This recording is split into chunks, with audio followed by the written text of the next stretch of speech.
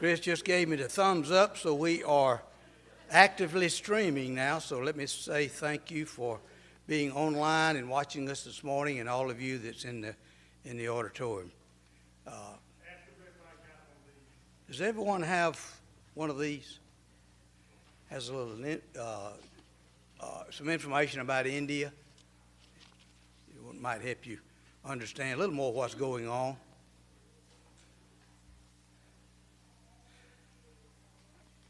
Kyle Clayton and his wife, Sonia, is here with us this morning. Kyle will be teaching the class, giving us an update on the India work, as well as preaching the sermon this morning. Ron Clayton's passing was March of last year. Someone once said that lest anyone thinks themselves too highly of themselves and thinks that they can't be done without, the old saying goes.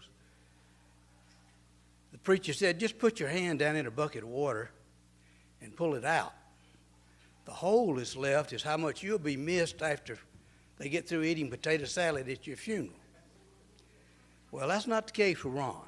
Ron was a powerful communicator and especially a good manager, exceptional manager. And Ron and that work in India has been very, very successful. So after Ron's passing, the elders, we was concerned, obviously, as many others were, about Kyle and Robert Hall and Ben, Renniger, taking the helm and keeping everything moving and in line, moving along. And then you throw the pandemic involved, and it really was we thought, a very serious situation. So the elders asked Kyle and Ron and Robert, Ben and Robert, to come down and let's talk about the work, the future plans of the work, what they had in motion, and with Ron's passing and so forth. So anyway, we met with them. They came down, had a very good meeting. We left that meeting very excited about the future of the work in India, the plans they had in place. It's in good hands, let me say that. And the elders were convinced that it is, from Robert and Kyle and Ben. Well, they were able to go back to Kyle will tell us they were able to go back 2 months ago, last month. Okay. But anyway, the work there is thriving. It's looking good. It looks like that the hole left in that bucket of water is still there. It will be forever. But the adjustments have been made to make that work continue to be successful, and souls are being saved daily, a lot of souls. So we're so thankful for the work that's being done there, and we're thankful to be part of that work, have been for many, many years. So without anything else on introducing Kyle, Terry will do a little more introductions before the sermon this morning when he does the announcing. I'm going to turn it over to Kyle and would ask you to go to God in prayer with me. Loving Heavenly Father, we're so thankful that you are our God. You bless us every day. We're thankful to be your children, and you've made a way that we can be your children. We're thankful for the blood of our Savior, especially for Kyle and the good work in India and all those that have spent so many years and so much effort over there. We ask you to continue to bless that work as they, from time to time, deal with the issues and problems that always arise when we're fighting Satan. And we just ask your blessing, continued blessing upon that work. Be with Kyle this morning as he stands before us, and be with us as we sit and listen. May we have the right attitude, open hearts and minds to what he has to say. And Lord, just bless us this day as we will be worshiping you for the next several hours. Just help us to have open hearts and minds to what is said as we worship you and glorify your name. In the name of Christ we pray. Amen.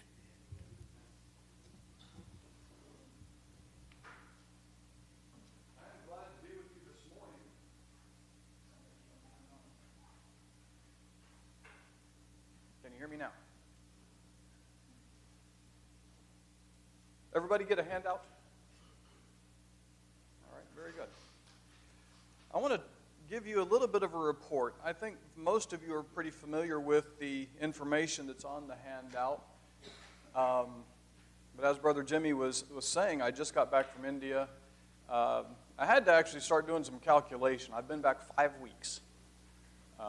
We came back, my mom and I returned from India on February 9th. And so we are glad to be back, but we really were glad to be over there. And the biggest complaint we've had so far about anything that went on over in India was the fact that we were only allowed to stay a maximum of 30 days. That was the government's decision, not ours. And so it was a very short trip.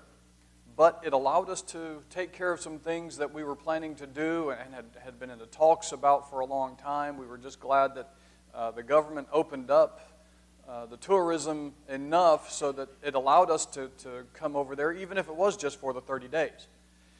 While we were there, the biggest thing that we were planning, the first thing that we had planned was, of course, a memorial service for my father. This allowed us to get together with our Indian brethren and just have a day with them remembering Dad. And I think there were about 600 preachers and their families with us on that day, as well as a lot of Sony's family and some friends. But the other thing that we had planned, and this was the more difficult one, I think, honestly, for us to arrange, was to have a meeting with all of our key preachers in India. Now, all our preachers in India, of course, are important. But these are the ones that we work with most closely, whether they are some of our translators or men who are able to translate for us very well, men who travel with us a great part of the time when we're in the country. And so we were able to bring these men together. We had 110 that were in attendance, plus the 5 Americans, myself, Steve, as already mentioned, Robert Hall and Ben Renniger, but we had 2 new men join us last year after my father passed away. Those were Joe Evans and Steve Snyder. Now, when we had these 2 men join us, and when you look to the inside of the handouts, you get right under the list of states. Here's the list of all the men that we're working with, the Americans. And, I'm sorry, should have thought about this first. That's why I keep her around. She reminds me of so much. These are just some picture albums of some of the work that's gone on in India, especially since COVID. It talks about the different things we're involved in or shows you pictures of the people and things like that. But anyway, we had this team meeting, and with the 5 of us Americans plus my mother and these 110 men, and part of this was kind of like what Jimmy was talking about, where they invited us to come down here and just talk with the elders for a little while. And if I remember correctly, that meeting was a good hour and a half, almost 2 hours. So there was a lot of discussion we had with him, but we had a 2-day program with all of our men over in India. And the reason for this was to kind of reassure them about the future of the work, but also to inform them that for the most part, nothing was changing. We were going to continue doing this work the way it's always been done. Our ideal in India, when you look at the front side of the handout, the very top of the list of the works that we do, our ideal is to preach and teach. We want to continue doing this work. We are going to continue sending these men out so they can be involved in gospel campaigns and things of that nature. But we also had to let them know that there are going to be a few policy changes, and we are trying to explain those. And it's not policies in sending the men out, but policies in accounting or accountability. We wanted to make sure that when we come back here and we are giving a report, if anybody asks us, we are going to be able to show that not only are we giving money to these men, the key men that I was talking about, that we had our meeting with, but that those men were passing on the money to their other team members so that they could all be involved in this work. Now, we've never really had people make accusations against us or anything like that, but over the years, we have always thought that accountability was going to be one of the biggest necessities for this part of our work, this side of the work. Talking about coming to congregations, visiting with you, reporting to you, and you know and be assured that what we're doing is what we say we're doing. So let's very quickly look at the list of works we're involved in. Of course, I've talked about evangelism, and as I've said many times before, when we're in India, the difference is between cities and villages is the pace that we keep. So when we're in the cities, Hyderabad, again, a city of about 18 to 20 million people, and this is the metropolitan area, it's very difficult for us to do a lot of work fast. We may be able to have 3 to 4, or sometimes even 5 if we're lucky, worship services on Sundays. But during the week, when people are trying to get to and from work and everything, even late in the evenings, it's very difficult to get anywhere. And so we usually will have one gospel meeting per American at night. And we may not do that every night. A lot of it depends on what's going on. As a matter of fact, Ramzan's going on right now, isn't it? Ramzan, of course, is the 40-day Muslim festival. Here it's usually referred to as Ramadan. You don't really get anywhere during Ramzan. Depending on the part of the city in Hyderabad that you're going to, they will have roads blocked off. And so it's just very difficult to go and do any type of work in certain parts of the city at this time of year. During Hindu festivals, it's the same thing. And part of it is because not just the traffic issues, we also have to just use a little bit of common sense. The one thing you don't want to be is caught out in the middle of a city, even if we're doing what we know we're supposed to do, but during a holiday when somebody else is probably going to take offense to it and cause problems for us. And so we just have to take every day, like I said, using some common sense and just doing our work. But when you go down the list of these works, of course, Tools for Native Indian Preachers speaks for itself. You've heard me talk about the types of work with the Carl Crosser Memorial Institutes of Biblical Studies, the KCMBIs, Haslam Fulford Memorial Preachers Lectureships. All of these are used, or tools that we use, so that we can continue to teach and train preachers. That's really what this work has been about, not just the evangelism. We decided a long time ago the best option we have is to teach and train preachers. And the reason for this is very simple. This is an Indian work. We are just a few Americans trying to help out. But when we look at the work that gets done over there, the fact is, because it's an Indian work, we have to look at it like this. It's their homes, their towns and villages, their families and friends, their languages, their cultures. This is their work. We are trying to help them, but to help them, the best thing we have is to teach them and train them. Now, yes, we do encourage them by giving our key men the funds that they need to go out and do these campaigns, because they can't afford to do these things on their own. And so that is why it is so important that we continue to be part of this work. But now the next on the list is the Denominational Preacher Seminars. And I want to take a few minutes to look at that. I know you've heard about these before, but these need to be things that need to be just mentioned again. The Denominational Preacher Seminars, or as we call them, the DPS, these are designed to teach denominational preachers, to try to get rid of the errors, the doctrinal errors, and the errors in their practices, and all of these, and just trying to bring them back to the truth of the Bible. They have been very successful. We have, over the years, converted over 40,000 denominational preachers. Now, it's not an easy work, and most of it doesn't happen just because of the DPS programs. It happens because the Indian brethren are constantly trying to teach them. And the way this works, I'm going to use Jimmy as an example because he's there and I know his name. If Jimmy was a preacher in a denominational group, just like here, preachers will know other preachers. Okay? Well, Jimmy, as a denominational preacher, he knew other denominational preachers, had worked with them probably, had probably visited their congregations, gone to do meetings with them and all of that. And so if we are able to have one of our men reach him and start trying to teach him and finally convert him, then he is going to want us to be able to go and teach all these others. And that takes time. But the DPS helps to get a lot of that information in a very short period of time. It's not always successful in trying to convert somebody. Sometimes it's going to take a lot more work. But with the work, with patience and a lot of endurance, we are able to continue to convert these people.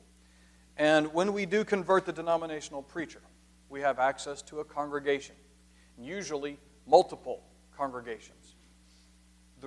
If we look back up the list, the Cape Memorial Bible Institutes, these were our first designated Bible classes for preachers. It was designed as a one-day-per-week class. We started with one branch there in the city of Hyderabad. This was way back before probably 1980 or 81 when we first developed these. The idea was that we would just have preachers come together and study. The unintended consequence of this was that these preachers getting together, of course, they knew each other already, but they were learning to not just study together, they were learning to work together and cooperate with each other. And so from doing that, not only will each of these preachers have his own congregations that he works with, they will start to work together in these congregations. And so you have multiple preachers working in one congregation, and imagine what can be done with that. But then you have multiple congregations with multiple preachers. And if we're talking about just a small group of 5 men, we can easily have as many as 25 to 30 congregations. And they will all be working together, working and encouraging each other, encouraging those congregations to grow, and it just really has helped our work. When we continue down the list, there are, of course, many of these just continue to speak for themselves, but I do want to talk about preacher assistants for just a moment, because this is one of the things that I have been involved in, and when you looked at the photo albums in the very back, you saw some just small pictures of some applications. And that's what those are. Those were medical help applications. And the reason I wanted to show these to you is because this is a work that I've been involved with for about 15, almost 20 years now, since I've been in India. Years ago, the way it worked was when my father was basically the only one involved in this work in India by himself. You know, he and my mom working, and they were the only Americans on the team. The Indian brethren would write a letter. So this brother over here fell, broke his leg, he needs surgery, and this is how much it's going to cost.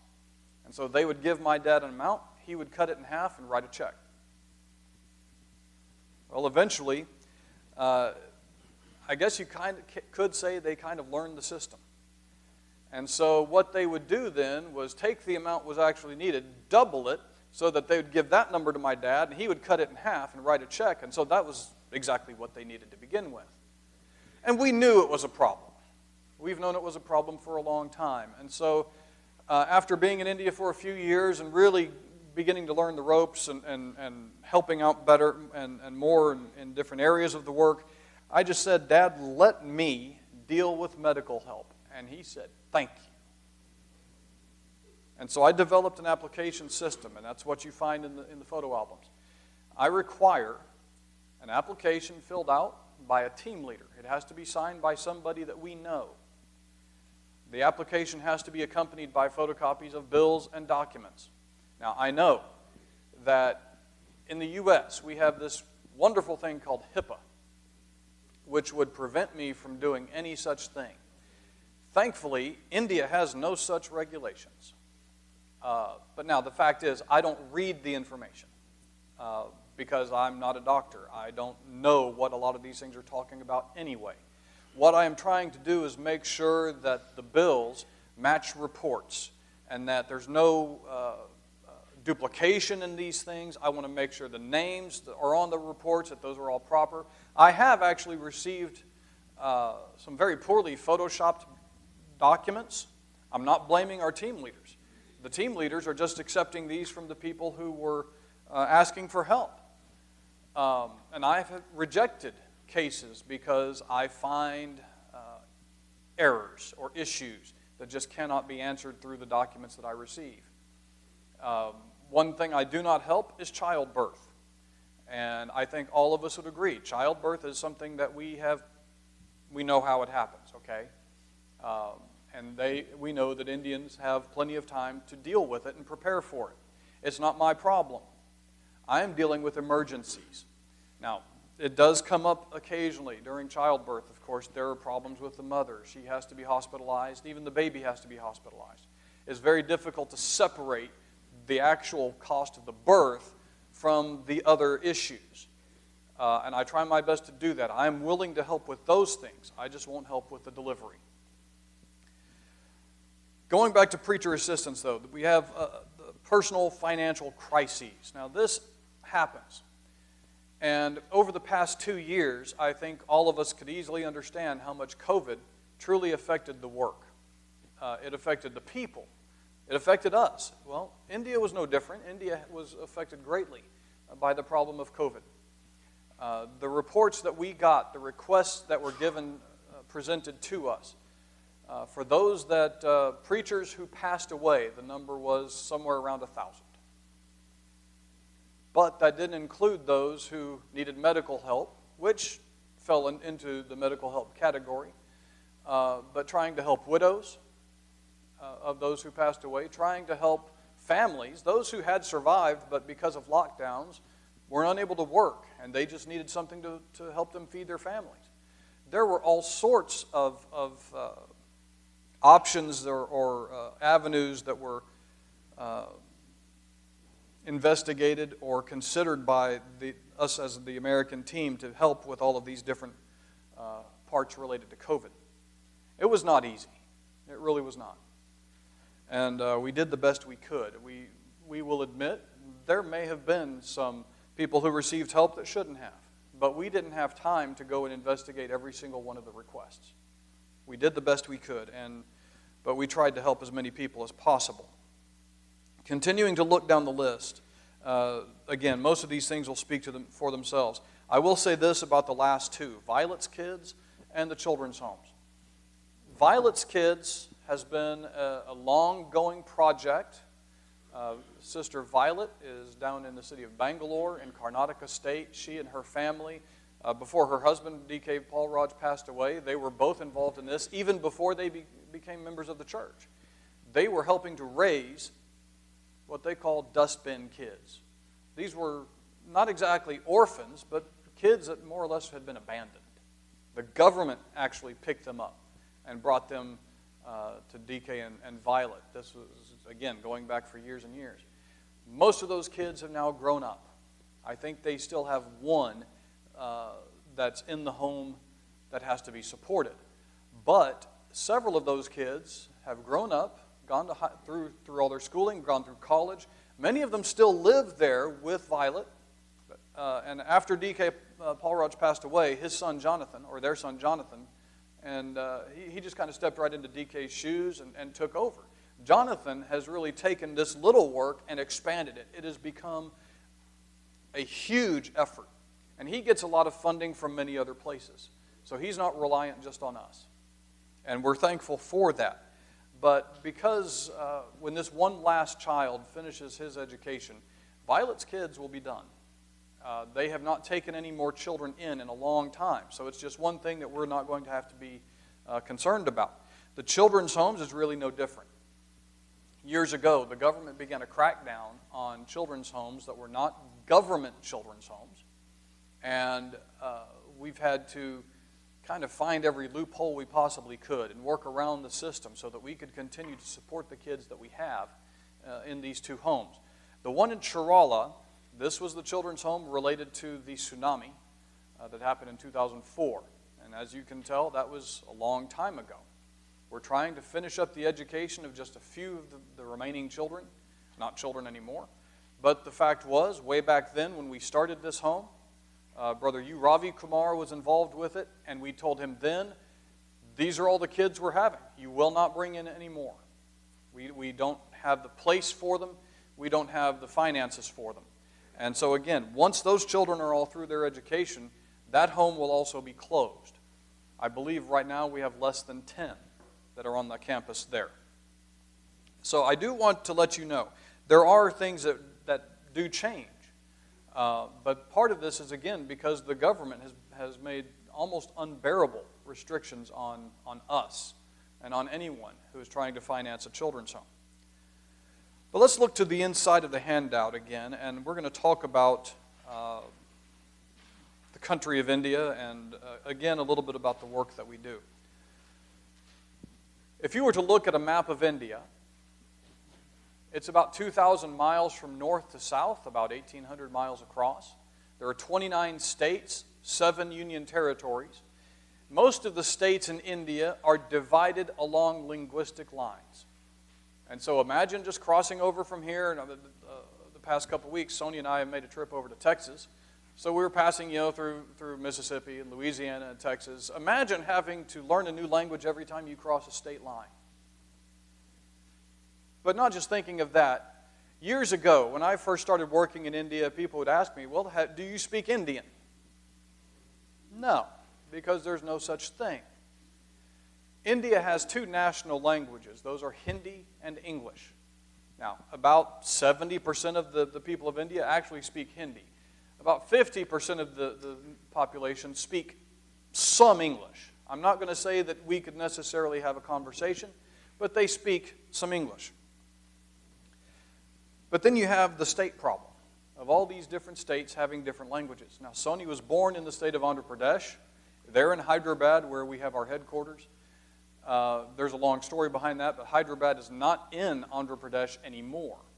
But it was still Andhra Pradesh when she was born. And so the state language was Telugu. And my wife speaks all 3 of those languages. When we are dealing with translation issues, I love it when Sonia travels with me, because she can let me know whether my translator is saying what I'm saying. And that's very important to our work. We want to make sure our translators know their work, that they know the English and the ability to translate it into the proper language or dialect. And so when we are traveling from state to state, we are faced with the very difficult obstacle of language. I have spoken, I honestly can't even tell you how many different states I've preached in now. And I have a couple men that we will take with us almost anywhere. Now, Brother P.J. Joseph, he is a great organizer. He is a great translator. He has his fingers in a lot of different areas, in pies, if you want to call it that, of different areas of the country. The reason for this is he speaks 7 languages, I think, or at least can pass, can operate with at least 5, and a couple others he may need a little bit of help. Now, he lives in the northeast corner of Karnataka State, so he grows up speaking Kannada. That's the name of the language. But because it's so close to what is now Telangana, what used to be part of Andhra Pradesh, Telugu being that language, he learned Telugu growing up. It's also very close to Maharashtra, so he grew up learning Marathi, plus English, plus Hindi. So that's 5. But he also does travel down to Tamil Nadu and Kerala in the south, and so Tamil and Malayalam languages, apparently he does pretty well with those also. I have not traveled down there with him to actually see whether or not he preaches in those languages, or if he's preaching to Telugu and Kannada-speaking people that have migrated to these other states, which it is common. But so we travel a great deal, with the biggest obstacle, again, being language. But when we look at the facts about India, just these first 2 paragraphs, 1.4 billion people. That's very difficult for us to wrap our heads around. That's a very big number. We think America and many parts of this country are crowded, and yet we can travel from place to place, and we know that we have a lot of wide open spaces. In India, there are some spaces, but there's usually little settlements in the middle of all of it. You never get away from people. And when I was talking about COVID, here we talk about social distancing. In India, it's not really an option. Especially when you're in any of the larger cities, people are living almost right up against each other. When you go into a slum area and they don't even have cement houses, they usually have corrugated tin sheds. They share walls. They're not 6 feet apart from each other. It's almost impossible. And that is when we're in the cities. That's just how crowded it can be. But when we look at some more information. It is the second largest nation in the world by population, the world's largest democracy, the seventh largest standing military. And yes, India is a superpower. This is one of the things that has continued to cause strife between India and Pakistan for so long. They both have nuclear weapons, and the governments of both countries just really do hate each other. So there are issues that we have to be concerned about at all times when we're in India. Going into the second paragraph, well, that was all languages. I already talked about that. Let me go back to the team members for just a little bit. I want to give you the history of the work. My father made his first trip to India in January of 1979. We were living in Phoenix, Arizona at the time. My dad was preaching for the Southwest Church there in Phoenix, and this had been something that had been in the works for over a decade. A man by the name of Bandaroo John had been writing letters to my dad because somehow he had gotten my dad's address, just writing him, "Brother, please come to India. Please come to India." They corresponded with each other for over 10 years. And finally, my dad convinced the elders of the church there at Phoenix to let him go. He went there, loved it so much, he decided that he was wanting to do this on a full-time basis. In 1980, we had moved to Pampa, Texas, up in the Panhandle, and got into a work where they sponsored my dad full-time for the work in India. And so my dad took my mom. They both loved it. And then they came up with this wonderful idea, we're going to take the whole family. And so in September of 1981, that's exactly what happened. The plan was to stay for 5 years. We ended up staying only 5 months. I was 11 years old the first time I went to India. And so we came back in February of 1982.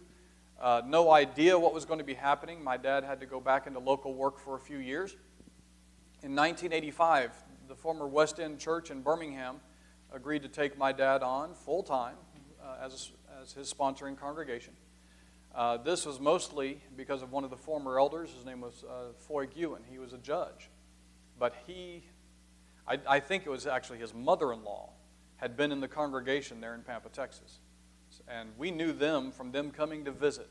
And so he was so sold on this work. This is really what he wanted to do. He wanted the church there at West End to sponsor the work. So in 1985, my family moved to Birmingham. And that's where I graduated high school. I started college and all of that. My father would ask me during summer holidays, "Kyle, would you like to go to India?" No. I wasn't interested. I went through 3 years of college and dropped out, went to work for a little while, and then in August of 93, at the beginning of the month, my dad and I sat down. I had just gotten laid off from a job, and he was like, "Well, why don't you just come to India?" And I said, "Fine. I'll go, but I have 3 conditions. Number 1, I'm only going to stay for 2 months, not a day longer. Number 2, I'm not going to preach, so don't ask. And number 3, don't try getting me married off to a young Indian girl." We met my second day, and everything changed. Now, her real name, most of us can't say. Her name is Madre Evangelina. Most of you don't know that, but we call her Sony just because it's quick and easy. Sony just celebrated her birthday yesterday and the day before that, and that takes some explanation, which I'm not going to get into. The fact is, we have no idea how old she is, and we leave it that way. And so I joined the work in 1993. We did have, at that time, a couple other men that were full-time in the work. Brother Jairus Bullard out of Manassas, Virginia, and Jess Willis out of Monette, Missouri. Jess passed away several years back. Jairus, his health just really does not permit him to travel much anymore. He's still involved in his portion of the work. But Robert Hall, who was mentioned earlier, he came to work with us. The first time he visited was in 1997. This was after 12 years of my dad trying to work with him and trying to get him over to India. At the time, he was preaching at the church in Columbiana, Alabama. So when we first moved to Birmingham, he and my dad met him there. And it's like, "Robert, just come to India. You'd love it." "Oh, no, not happening." But he had moved around to several other congregations in different states, came back to Alabama, and got back in touch with Dad. And finally, in 97, he agreed to go, and he absolutely loved it. And so after a few years, in 2001, he joined our team full-time. Now, in 2013, he had to take a step back from the work in India. And the reason for that was he had developed some very serious celiac disease, and the doctors basically told him either stop traveling or die, your choice. And so he stepped away from the work in India, went back to preaching in Tanner, Alabama, and continued to do that until my father passed away. Now, he had never stopped working with us. He made a couple trips to India during that time, but he was just not a full-time part of the work. He has come back to our work the day my father passed away. Robert resigned again as the preacher at the church at Tanner and came to work with us full-time with India. Ben Renniger joined us in 2004. Now, Ben is from Fayetteville, Tennessee. Ben is one of the main reasons why we are involved in the denominational preacher seminars to the extent that we are, because he has developed his own curriculum for it. He brings with him a lot of knowledge and experience and information because he was raised in a denominational group. And so he has been able to bring all of that information and develop the lessons that he uses in the denominational preacher seminars. I've traveled with him several times. I've been involved with these. He just gives me the lesson material and said, here, this is what you need to be teaching today. And I said, fine. I'll teach what you want me to teach. But then when we come to these next two people, now I have Joe and Diane Evans, and the reason they're listed is because he never comes to India without her. But I first met Joe in 1993 in Hyderabad. When these two men, Joe and Steve, joined our work, neither one of them was a novice. Neither one of them was just saying, yeah, I want to go work with you in India. No. Actually, with Joe, this was something that had been in the discussions for 10 years, trying to get him to bring the little work that he was involved in and just kind of meshing it with the work that we're doing. And so he brought with him a school that's based in the city of Suryapet. That's about 3 hours east of Hyderabad. This began as an intensive preacher training school. I mentioned Jess Willis earlier. This had been the school started by Brother Jess.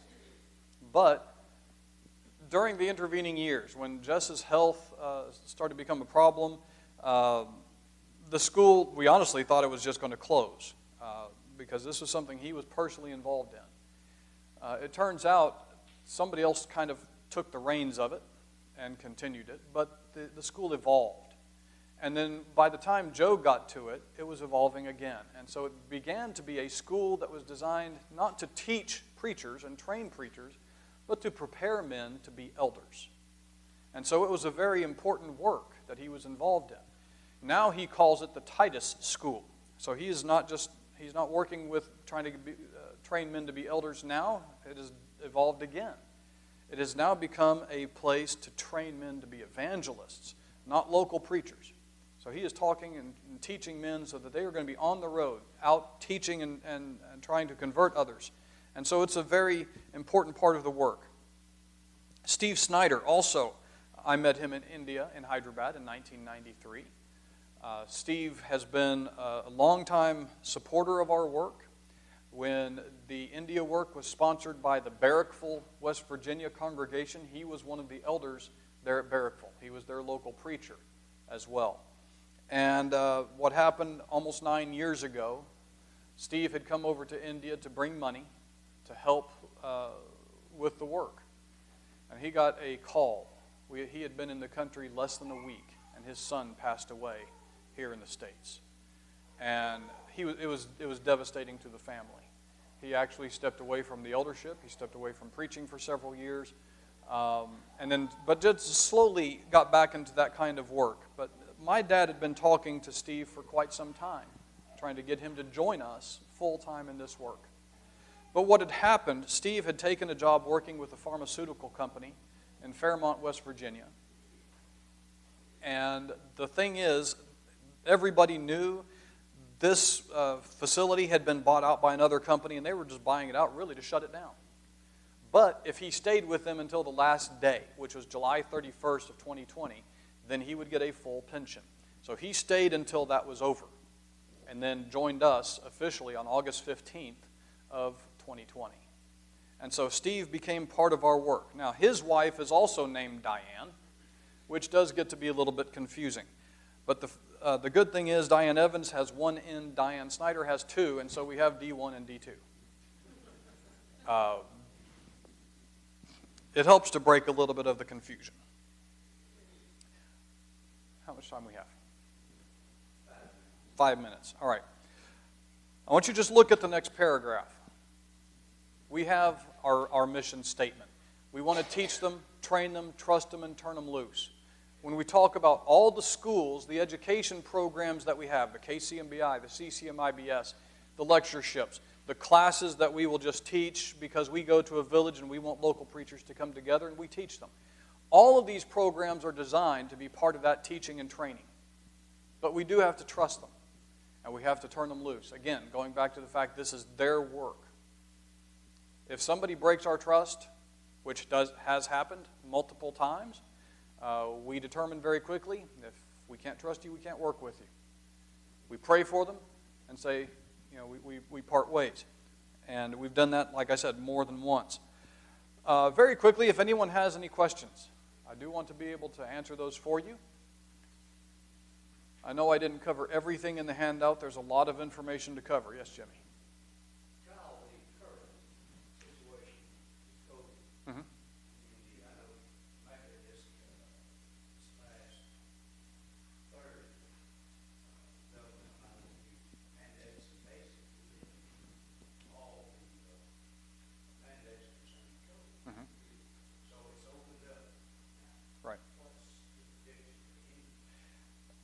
In many parts of India, they've actually done the same thing. Leaving it to a kind of a state-by-state decision.